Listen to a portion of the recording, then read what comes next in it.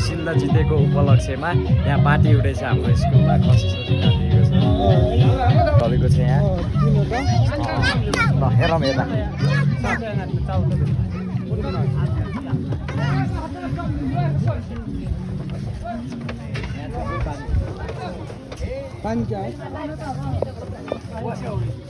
यता चाहिँ नि तरकारी एकदम मासुमा हाल्ने काटिरहेको छ बहिनी अब मासु टक्क पाक्छ यहाँ चाहिँ सब विद्यार्थीहरूले खान्छ यहाँ चाहिँ नि स्कुलले एकदमै खुसियाली मनाइरहेको छ यता म्याडमहरू विद्यार्थीहरू नाच्ने भइरहेछ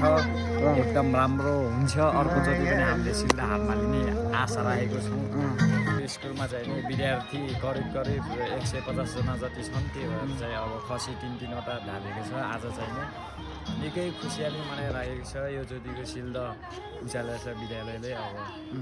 यस्तै हो रे अब भात पाकिरहेछ अब एकछिनपछि तपाईँहरूलाई ती मासु भात पाकेको पनि हामी प्रत्यक्ष रूपमा देखाउनेछौँ यो चाहिँ म अध्ययन गर्ने कक्षा कोठा भनौँ अब यो चाहिँ नि खासै त्यस्तो व्यवस्थापन त भएको छैन अब यहाँ झ्याल ढोकाहरू फिट गर्न बाँकी छ हाम्रो स्कुलमा अब बिस्तारै हुन्छ यो पनि जोस् अब यस्तै विद्यालयमा पढेर चाहिँ नि अब राम्रो मान्छे बन्न सकिन्छ जस्तो मलाई लाग्छ हजुर हाम्रो अग्रज दिदी दाइहरू पनि अब यस्तै विद्यालयमा बसेर धेरै सफलताहरू प्राप्त गरेका छन् यो बाइक चाहिँ नि हाम्रो सरको हो साइन्स सरको हामीले पढाउनु एकदम राम्रो छ एकदम दामी छ अनि माथि जाऊँ न अब यहाँदेखि हेर्नुभयो भने तक सेरा पनि भन्छ अब सेरा चाहिँ उल्टा छ तक पनि प्रायः यसलाई चिनिन्छ एकदम राम्रो देखिन्छ यो गाउँ चाहिँ नि यतादेखि देखाउँ न अलि यतादेखि अब यो चाहिँ नि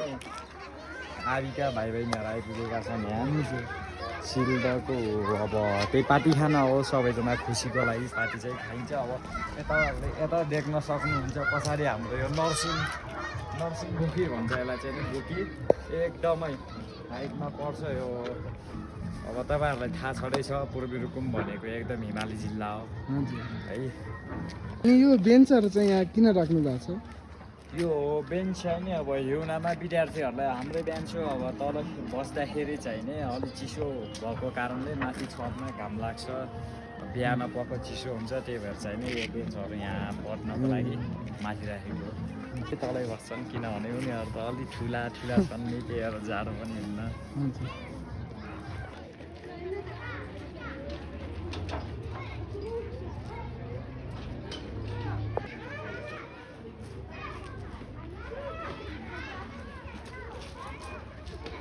यो चाहिँ नि मेरो पछाडि साइडमा देख्न सक्नुहुन्छ यो चाहिँ ठौत्रगङ्गा गाउँपालिकाको कार्यालय स्कुलकै नजिकमा छ यता स्कुल छ यता कार्यालय छ एकदम नियम चाहिँ नि बेस्ट छ भनौँ अब यता फिल्ड तपाईँहरूले देख्न सक्नुहुन्छ फुटबल फिल्ड उहाँ क्रिकेट पनि चलिरहेछ सरहरूको यो चाहिँ यहाँ बेला बेलामा फुटबल पनि खेलिन्छ एकदम खेलिन्छ यहाँ टुर्नामेन्ट पनि हुन्छ जस्तै वैशाख र नयाँ वर्षको टुर्नामेन्टहरू लाग्छन् हजुर एकदम बेस्ट हुन्छ तपाईँहरूले तक गाउँ एकदम राम्रो देख्न सक्नुहुन्छ जुनसुकै पर्यटकलाई पनि अब तपाईँहरू घुम्न आउनुभयो भने यो फिल्डमा आएर ब्याकग्राउन्ड देखाउन सक्नुहुन्छ एकदमै राम्रो हुन्छ हजुर तपाईँहरूको चाहिँ नि अब यो गाउँपालिकाको पछाडि चाहिँ ठ्याक्कै स्केट पार्क छ अब तपाईँहरू घुम्न आउनुभयो भने मनोरञ्जनको लागि अब फुल फिलको लागि चाहिँ स्केट पनि खेल्न सक्नुहुन्छ यहाँ बोट राखे अनुसार यहाँ नियम प्रयोग गरिन्छ या गरिन्न यो एकदमै फ्लो हुन्छ यो नियम चाहिँ किनभने अब विद्यार्थीहरूले जङ्क फुड खानुहुन्न त्यो त अब 1 नम्बरमै पऱ्यो अब जस विद्यार्थीहरूले पनि विद्यालयको भित्र चाहिँ नि जङ्क फुड खाँदैन अब यो सुर्ती जम्मै छ चुरोट छ अनि पान पराग गुट्खा भन्ने यो कोही विद्यार्थीले पनि सेवन गर्दैनन् मैले देखे अनुसार चाहिँ नियम एकदमै लागु भयो भनेपछि यो स्कुल एकदमै राम्रो छ स्कुल राम्रै छ जस अब कसैजना हुन्छ नि यो पूर्वी रुकुमको चाहिँ नि अब एससी पास गरेर यो स्कुलमा पढ्न आउनुहोस् तपाईँहरूलाई एकदम राम्रो हुन्छ अनि सिकाइ सहजीकरण पनि एकदम राम्रो छ यो स्कुलको हजुर ल यहाँ खसीको चाहिँ नि मासु काट्ने कार्यक्रम मासु काट्दै छ बिफ मासु काट्ने कार्यक्रमलाई ल ल ठिक छ ल यहाँ चाहिँ नि अब धेरैजना देख्नु सक्नुहुन्छ होला आउट ड्रेसमा किनभने यहाँ चाहिँ सिल्ड जितेको खुसियालीमा चाहिँ नि गाउँकाहरूलाई पनि बोलाइएको छ स्कुल परिवारले यो पानी चाहिँ नि किन तपाईँको भन्दाखेरि आन्द्रा यो खसीको चाहिँ नि आन्द्रा बोइल गर्नको लागि उम्लिन लाग्छ अब चाहिँ नि एकछिनपछि आन्द्रा हालिन्छ मजाले सफा हुन्छ यो चाहिँ नि बोइल गऱ्यो भने बोइल गर्न पानी मात्र हो कि अरू केही हालिन्छ अब यहाँ हालिन्छ होला नुनहरू सबै चाहिँ नि अब खसी कहाँ काट्नुहुन्छ के गर्नुहुन्छ आन्द्रा चाहिँ नि बोइल गरेर खानु गर्नु होला किनभने निकै नै सफा हुन्छ स्वास्थ्यको लागि पनि बेस्ट हुन्छ यहाँ चाहिँ नि देख्न सक्नुहुन्छ हाम्रो सरहरूले चाहिँ नि मासु काटिराख्नु भएको छ हेर्न सक्नुहुन्छ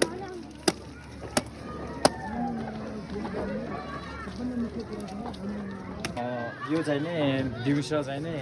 हाफ टाइम बेला चाहिँ नि बच्चाहरूलाई सानो बाबु नानीहरूलाई चाहिँ नि खाजा पकाउने घर हो म देखाउन सक्छु धुवाइ रहेछ यो यस्तो छ हाम्रो किचन रुम हो यो चाहिँ नि विद्यालयको दिउँसो चाहिँ नि बच्चाहरूलाई नास्ता खुवाउनुको लागि चाहिँ सानो सानो पुरै दाउराहरू बालेर नास्ता पकाएर दिने गरिन्छ हेरेर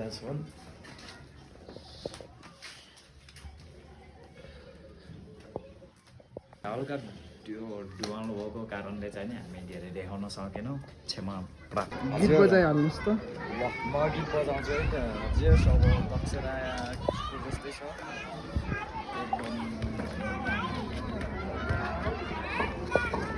सर उता चाहिँ बेन्चहरू राखिरहेको छ किन होला त्यो चाहिँ नि भात मासु पाकेपछि चाहिँ नि त्यहाँ बसेर खानको लागि चाहिँ नि बेन्चको व्यवस्था गरिएको छ